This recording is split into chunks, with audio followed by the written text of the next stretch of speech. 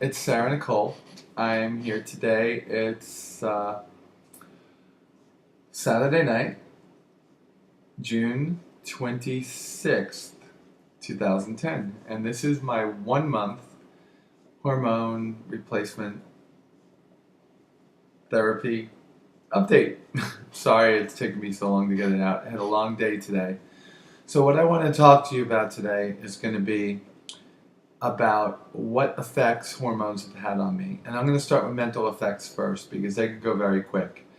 I did have a week there where I was very emotionally unbalanced, but I think that was because of this chair making all this noise. Now, I think it was because of a lot of stress that was in my life at the time.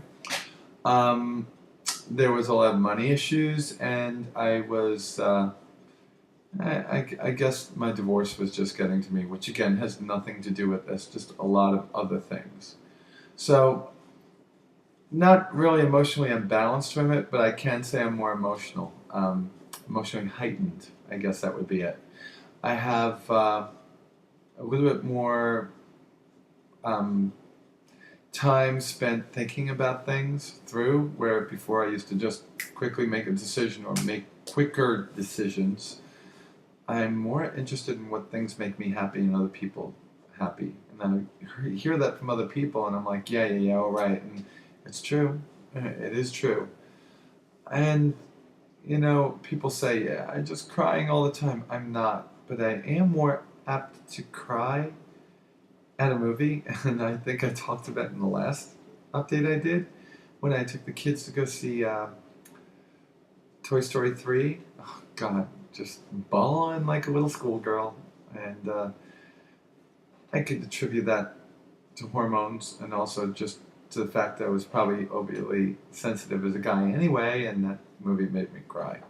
So that's just one of the things that I can get out of the way and just say that at this particular point, emotionally, I'm stable. I don't mean anything funny by that. I just mean I don't think that hormones are affecting me in that way. Physical changes are a lot easier because they're a lot more noticeable. My skin is shiny. You're not going to see it here, or maybe you are. Maybe I can get it to shine. Yeah, I can. I can get it to shine. So my skin is shiny and very soft, and in different places, and I don't mean to touch myself in front of you, but in different places, I could definitely start feeling that layer of fatty tissue starting to grow beneath the skin. And that's a good thing, I guess. Hot and cold affects me a little bit more than it did before. I get goosebumps very quickly when it's cold, and not and feel really great when it's warm, I should say. So I don't know if that's a difference, but the goosebump thing is definitely a difference. I am much more sensitive to cold. The hair on my hands, which was really thick for a long time, I do shave it, but I've let it go for about 4 days now. It's growing in much, much slower, where it would still be black if it came in this, 4 days of growth, and you can't see it. What you probably can see, I hope. Let's see if I can do it. No, it's not going to focus. I apologize, folks. But there's very, very fine hair on there, which is a little bit longer than what's on my hand itself. And it's a fine cilia hair that girls have, and it's the only place I could see it is right here.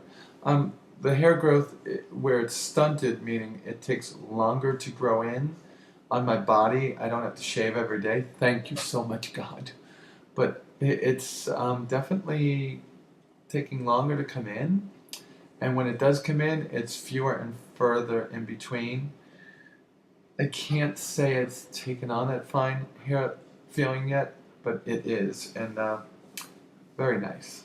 On the other hand, my legs feel incredible. No, you can't touch them, but they feel incredible, and they look incredible. And maybe I'll stand up and let you see some other physical effects, but those things are there. So, as it stands, 1 month ago, I started taking 200 milligrams of spironolactone each day, and although the bottle says to take one in the morning, one in the evening, I learned after a week and my doctor telling me that I'm taking both in the morning because when I do split it up like that, just like he said, I'm up peeing in the middle of the night. Um, it is a diuretic and it will make you pee.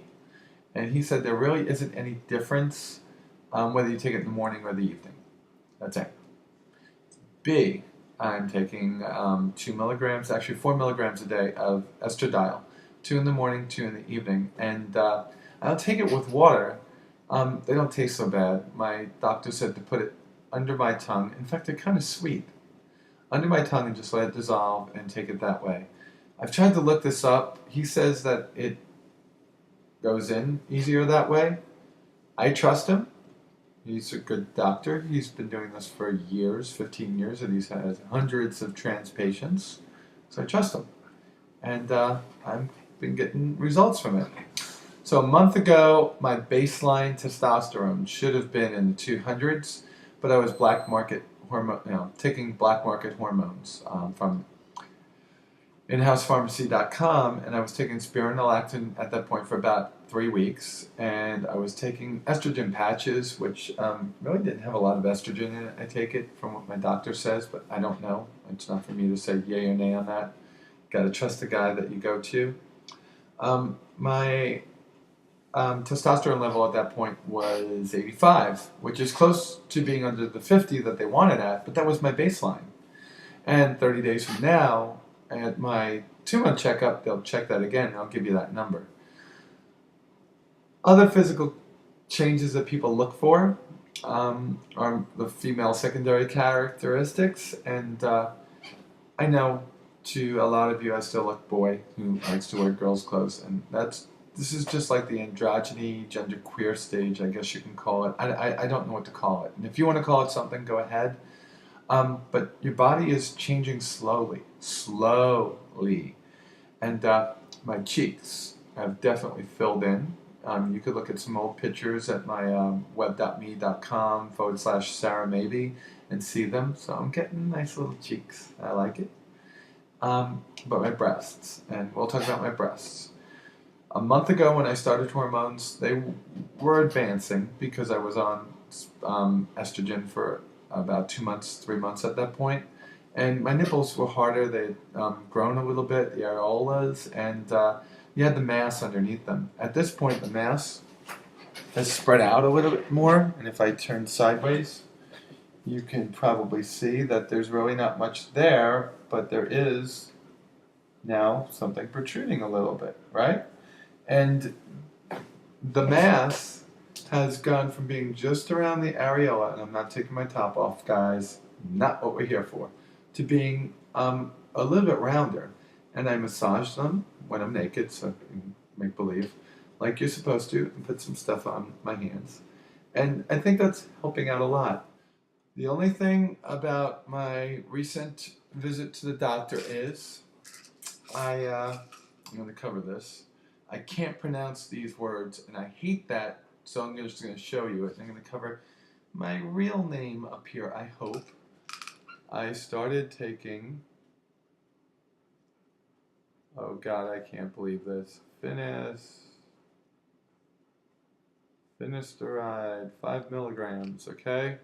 I'm sorry that I didn't hold that there in the right way, but I can't pronounce it, and mostly because I'm over 40 and got to get rid of that other testosterone that causes male pattern baldness. That's going. So, I feel great.